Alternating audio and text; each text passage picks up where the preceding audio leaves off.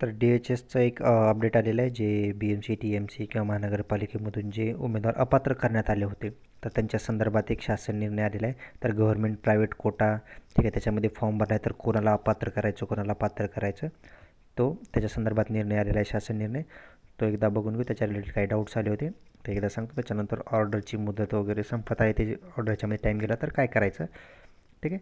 तर थोडे दिवस याच्या संदर्भात 1-2 दिवस सारखं कॉल मेसेज येत होते, पण थोडा टेक्निकल प्रॉब्लेम झालेला यूट्यूबचा, तर त्याच्यामुळे मी व्हिडिओ टाकता येत नव्हता मला, आणि थोडं हेल्थ इश्यू पण होता त्यामुळे. तर ठीक आहे, चला आज जे आलेलं आहे ते सांगतो तुम्हाला. शासन निर्णय काय आलेला आहे नेमका आणि त्याचा मिनिंग काय आहे त्या शासन निर्णयाचा. तर हे बघा, महाराष्ट्र शासन आहे 23 तारखेचं हे शासन निर्णय कोणाचा, प्रति माननीय आयुक्त सेवा तथा अभियान संचालक राष्ट्रीय सेवा आरोग्य हे मुंबई, आरोग्य सेवा मुंबई, आणि उपसंचालक आरोग्य सेवा सर्व, म्हणजे सर्व तुमचे DD, सर्व विभागाचे DD त्यांच्या संदर्भात. त्याच्यानंतर नेक्स्ट, अधिपरिचारिका शासकीय व खाजगी 50%. विषय काय होता, अधिपरिचारिका शासकीय व खाजगी 50%, गव्हर्नमेंट 50% आणि खाजगी 50% भरती निर्णयाबाबत. संदर्भ काय होता, संचालक आरोग्य सेवा मुंबईचं 22 तारखेचं पत्र त्यांनी ते हे निर्णय मागितला होता. त्यांना विचारलं होतं नेमकं काय करायचं यांचं, तर त्या संदर्भातला हा निर्णय. तर फर्स्ट बघू ह्याच्यामध्ये काय म्हटलं आहे त्यांनी, की उपरोक्त विषयाच्या अनुषंगाने विभागाच्या पदभरती 2023मध्ये अधिपरिचारिका पदासाठी 50% खाजगी आणि 50% शासकीय, ठीक आहे. हे तर आपल्याला माहीत आहे, कोटा ठेवला होता गव्हर्नमेंटसाठी 50% आणि प्रायव्हेटसाठी 50%.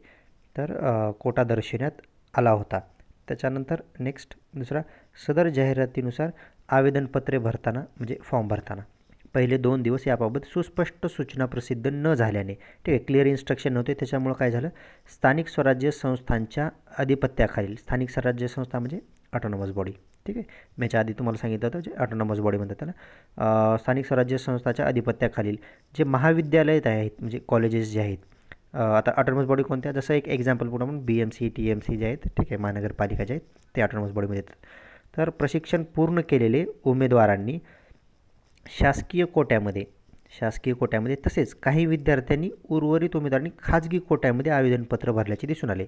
तर हे क्लिअर इन्स्ट्रक्शन असल्यामुळे काय झालं, काही जणांनी गव्हर्नमेंटमधून फॉर्म भरला, काही जणांनी खाजगी कोट्यातून म्हणजे प्रायव्हेटमधून फॉर्म भरला, ठीक आहे. नेक्स्ट, तर स्थानिक स्वराज्य संस्थातील प्रशिक्षण घेतलेले विद्यार्थी गुणवत्ता यादीमध्ये आले असल्याने, ठीक आहे, त्यांनी फॉर्म भरला, एक्झाम झाली, सिलेक्शन झालं, समुपदेशनासाठी बोलवण्यात आले, काउन्सिलिंगसाठी त्यांना DVसाठी बोलवण्यात आलं.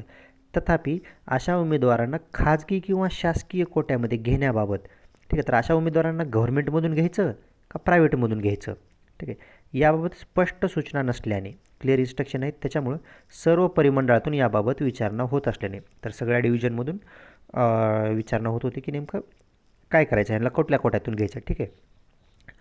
उपसंचालक आरोग्य सेवा मुंबई यांना, तर त्यांनी 22/2/2000 रोजीच्या पत्राद्वारे एक शासन निर्णय मागवला की नेमकं करायचं काय ह्यांचं. तर त्याच्यावर डिसिजन काय घेण्यात आला, निर्णय काय घेण्यात आला, हा लास्ट पॉईंट महत्त्वाचा आहे.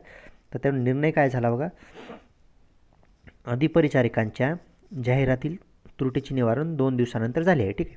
त्याच्यानंतर दरम्यानच्या काळात बऱ्याच उमेदवारांनी आवेदनपत्रे भरली आहेत, फॉर्म, ही वस्तुस्थिती, तसेच स्थानिक स्वराज्य संस्था विशेषतः त्यात स्थानिक स्वराज्य ऑटोनॉमस बॉडी कोणत्या स्पेसिफिकली त्यात येतात, विशेषतः महानगरपालिका म्हणजे जे कॉर्पोरेशन आहेत ते, आधिपत्याखालील परिचर्या विद्यालय, महाविद्यालय, जे नर्सिंग कॉलेजेस आहेत, ठीक आहे, नर्सिंग कॉलेजेस आहेत ते पर्यायाने नगरविकास विभागाच्या अधिपत्याखाली येत असल्याने या भरती प्रक्रियेत स्थानिक स्वराज्य संस्थांच्या अधिपत्याखालील उमेदवारांनी परिचर्या महाविद्यालयातून शिक्षण घेतले आहे अशा अर्हताधारक व गुणवत्ता यादीतील उमेदवार, म्हणजे ज्यांचं सिलेक्शन झालेलं आहे, अशा उमेदवारांनी शासकीय किंवा खाजगी, तर निर्णय हा आहे बघा, शासकीय किंवा खाजगी यापैकी कोणत्याही कोट्यातून, ठीक आहे, म्हणजे ते गव्हर्नमेंट किंवा प्रायव्हेट याच्यापैकी कोणत्याही कोट्यातून आवेदनपत्र भरले असल्यास, कोणत्याही कोट्यातून फॉर्म भरला असेल, ते गव्हर्नमेंट असो किंवा प्रायव्हेट, त्या कोट्यामधून समुपदेशन भरती प्रक्रिया 2023च्या अधिपरिचारिका पदाच्या जाहिरातीच्या अनुषंगाने ग्राह्य धरण्यात यावे. म्हणजे त्यांनी गव्हर्नमेंटमधून जरी फॉर्म भरला असेल किंवा प्रायव्हेटमधून जरी भरला असेल तरी त्यांना ग्राह्य धरण्यात यावे, त्यांना रिजेक्ट करण्यात येऊ नये, असा ह्याचा क्लिअरली मिनिंग आहे. म्हणजे ह्याचा अर्थ काय की ज्यांनी पण एक एक्झाम्पल आपण कॉर्पोरेशन पकडू, BMC पकडू किंवा TMC जे काय असेल, BMC TMC जे कॉर्पोरेशनमध्ये ज्यांचं एज्युकेशन झालेलं आहे, त्यांनी गव्हर्नमेंट कोट्यातून जरी फॉर्म भरला असेल आणि प्रायव्हेट कोट्यातून जरी फॉर्म भरला असेल, म्हणजे ह्याच्यामध्ये फायदा हा झाला आहे की कोणी एक जण रिजेक्ट होणार नाही. जर गव्हर्नमेंट कोट्यातून फॉर्म भरला आहे तर त्यांना जर गव्हर्नमेंटमध्ये पकडलं तर प्रायव्हेट कोट्यातून फॉर्म भरलेले रिजेक्ट आणि प्रायव्हेटमध्ये पकडलं तर गव्हर्नमेंटवाले रिजेक्ट. पण त्याच्यामध्ये काय झालं, निर्णय काय घेण्यात आला आहे की क्लिअर इन्स्ट्रक्शन नव्हते. ठीक आहे, त्यांनी क्लिअर इन्स्ट्रक्शन दिले नव्हते, त्याच्यामुळं कोणालाच रद्द करायचं नाही. गव्हर्नमेंटमधून फॉर्म भरला आहे तर गव्हर्नमेंटमधून घ्या, प्रायव्हेटमधून भरला आहे त्यांनी फॉर्म तर प्रायव्हेट कोट्यातून घ्या त्यांना. ठीक आहे, तर दोन्हीही कोट्यातल्यांना घेण्यात येणार आहे असा त्यांनी निर्णय दिलेला आहे की काही प्रॉब्लेम नाही. गव्हर्नमेंटमधून भरला आहे तर ठीक आहे, त्यांना गव्हर्नमेंट कोट्यातून सिलेक्शन करा, प्रायव्हेटमधून भरला आहे तर प्रायव्हेटमधून.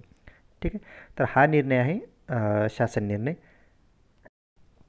आता या संदर्भात काही क्वेश्चन येत होते की नेमकं गव्हर्नमेंट प्रायव्हेटचा गोळ. आता बघा, हे गव्हर्नमेंट आणि प्रायव्हेट हे फक्त कोणासाठी चालू आहे की ज्यांचं महानगरपालिकेमधून, एक उदाहरण सांगतो मी, BMC TMC ज्यांचं महानगरपालिकेच्या अंडर एज्युकेशन झालेलं आहे त्यांच्यासाठी आहे. हे त्या विद्यार्थ्यासाठी नाही की जे कॉलेज, खूप साऱ्या विद्यार्थ्यांनी प्रायव्हेट कॉलेजचे पासआउट पण गव्हर्नमेंट कोट्यातून फॉर्म भरला आहे, हे त्यांच्यासाठी बिलकुल नाही आहे. ठीक आहे, हे कोणासाठी आहे, हे जे स्थानिक स्वराज्य संस्था आहेत, ऑटोनॉमस बॉडी आहेत, त्यांच्या अंडर, जसं एक्झाम्पल कॉर्पोरेशन, ठीक आहे, त्याच्या अंडर ज्यांचे कॉलेज झाले तर हे त्या विद्यार्थ्यांसाठी आहे.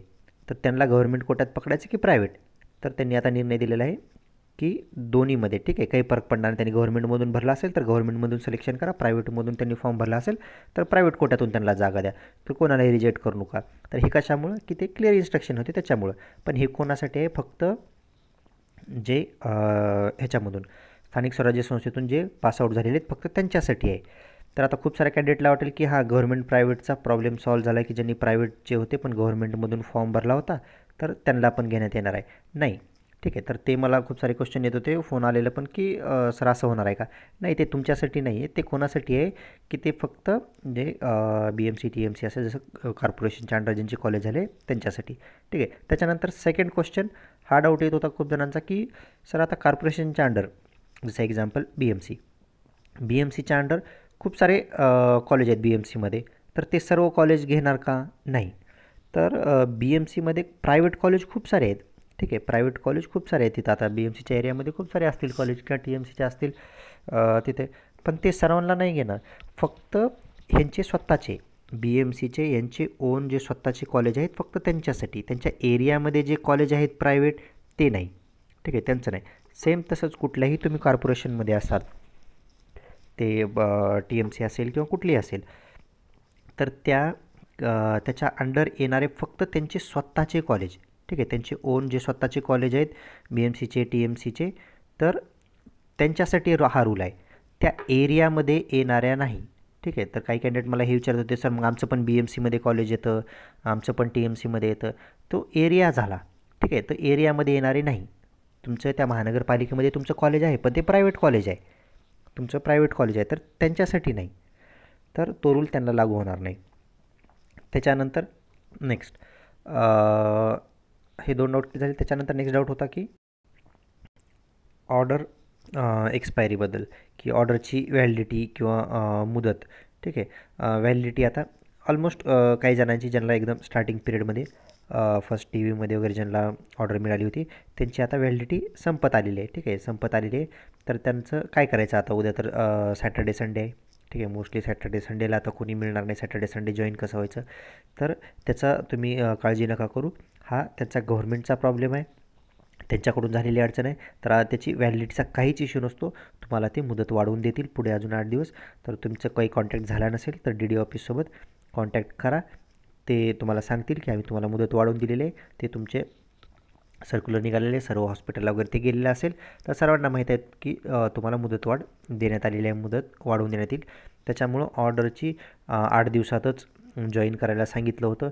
तर आता 8 दिवस संपत आले, उद्या सॅटर्डे संडे आहे, तर कसं जॉईन करायचं हे खूप जण ते पण विचारत होते की सर काय करायचं आता, ऑर्डर तर संपत आली. काही टेन्शन घेऊ नका, काही प्रॉब्लेम नाही. ते पुन्हा तुम्हाला दिवस वाढवून देतील 8 दिवस, कारण त्यांच्याकडून झालेला प्रॉब्लेम आहे. प्रॉब्लेम आत्ता सॉर्ट झाला आहे, तर तुम्हाला इथून पुढे आणखीन 8 दिवस वेळ मिळेल. ठीक आहे. तर हे काही अपडेट्स होते ह्यांच्या संदर्भात. तर खूप साऱ्या लोकांना हे 50% गव्हर्मेंट प्रायव्हेट, त्याच्यामुळं कन्फ्यूज होत होतं की नेमकं 50% गव्हर्मेंट 50% प्रायव्हेट हे सगळीकडे असाच उल्लेख आहे. त्याच्यामुळे सगळ्यांना वाटत होतं की प्रायव्हेटमधून जे गव्हर्मेंटमध्ये भरलेले आहे ते त्यांच्यासाठी पण आहे का. ठीक आहे. तर त्या संदर्भात खूप सारे क्वेश्चन येत होते. तर ते एकदा क्लिअर केलेलं.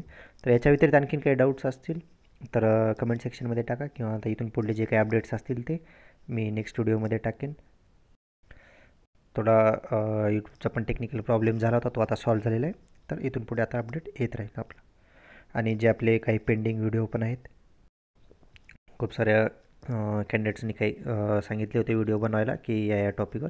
तर ठीक आहे, ते पण व्हिडिओ आता लवकरच येतील. तर काही याच्या व्यतिरिक्त आणखीन काही डाऊट्स असतील किंवा आणखीन कशाबद्दल माहिती पाहिजे असेल तर कमेंट सेक्शनमध्ये टाका, ते नेक्स्ट व्हिडिओमध्ये आपण ॲड करू.